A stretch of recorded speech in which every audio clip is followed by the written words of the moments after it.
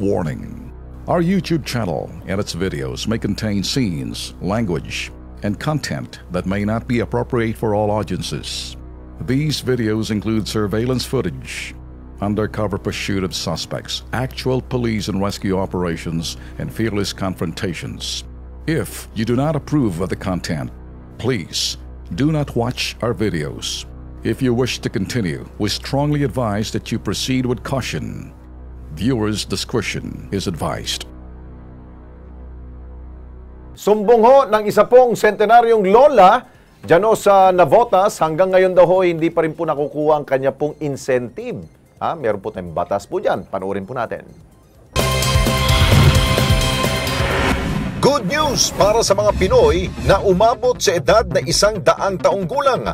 Aprobado na kasi ang Centenarian Act of 2016 nitong June 2017.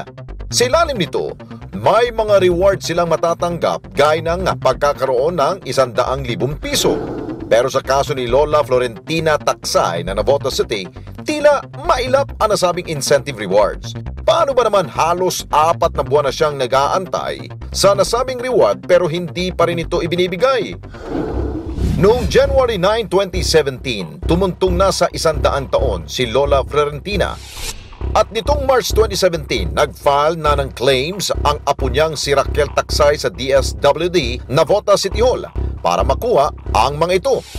50% discount at exemption sa value-added tax sa lahat ng establishmento, plaque of recognition at cash incentive na 100,000 piso at maging psychological at iba pang financial incentive. Ang mga reward nito ay base sa Centenarian Act of 2016. Pero sa tuwing magpa-follow up sila, ang madalas daw na sagot sa kanila, wala pa raw budget. Kailan pa kaya ito magkakaroon ng budget gayong pirmado at aprobado na ito ng Pangulong Rodrigo Duterte? Ang takot ng mga kaanak ni Lola Florentina, baka matagalan pa ang proseso at hindi na ito ma-enjoy ni Nanay Florentina. Okay, makakausap po natin sa linya ng telepono si Raquel Taksay. Siya po ang apo ni Lola Florentina Taksay. Ito po yung nag-100 years old na ho. Magandang hapon sa iyo, Raquel. Magandang hapon din po, sir. Okay, Raquel, ano bang sabi sa inyo ng Navotas City Hall tungkol dito sa 100,000 incentive sa inyo pong lola? Opo, kasi po nung time po na gano'n po ako, nag-follow po ako sa kanila. Pinalo up ko po yung centennial, yung sa centennial issue. Yeah, incentive, oo. Okay. Ngayon po sabi sa akin, may paso na raw po yung mga papers. Yung requirements. Mama ko, lola ko, requirements ng sa NCR office. Antay-antay lang daw po ako. Ang concern ko lang kasi, sir, about dun sa kasi nga sa kalagayan ng lola ko, may ina ng katawan. Ang ano ko lang po kung makukuha pa kaya niya, kung hindi naman sa ano po na mawala siya, gano'n po. Kasi ang gusto ko lang mangyari, maano niya, mag-taas niya pa yung ganong kangalan na ibinibigay ng gobyerno para sa kanya.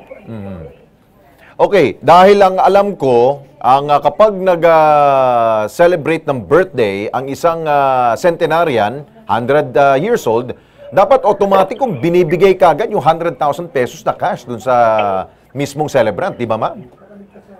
Opo. Oo. Kasi po nakita mo, nag-internet ako dun sa Manila kasi parang naibigay dun sa mga ganun. Oo. Kasi na-curious ito, sinapokus ka. Oo.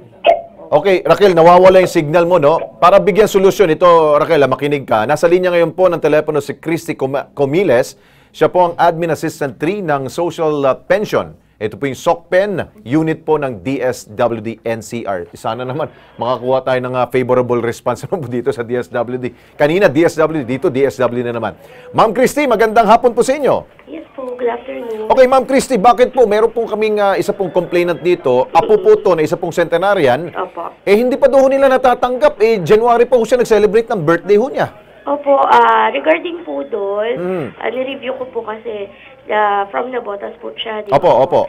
March po siya na forward sa amin ni Navotas. Yung mga requirements? Yes. Okay. Po. Pero as of March po, wala pa po yung fund doon ng 2017. Wala pang pondo. Opo, hindi pa po siya bumababa. Naku, kailan ho natin makukuha yung pondo? At kailan natin kawawa naman yung lola. Oo nga po. Oo. Pero as of today, ipaprocess po iyon. Pero isa subject for validation po ulit kasi yan, i-visit po ulit ni LGU, ni Lokal po. Anong timeline ho natin, Ma'am Christy?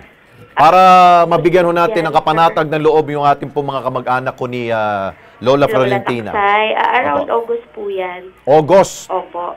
Ang tagal pa nun, So, next month? Opo. So, sigurado na ho yun? Opo. Okay. So August, wala na tong hindi na to mababala, madam, ha? Hindi na po.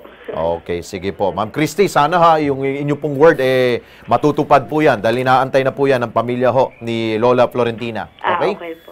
Thank you po. Raquel? Okay. Oo. Sir. August daw, August. Antay natin, ha? Opo, salamat Pag po. wala pa sa August, abay, pumunta na tayo kay Secretary Tagiwalo dyan, ha? Opo. Sige, thank you so much, Raquel. Antabayan na natin yan. Thank you.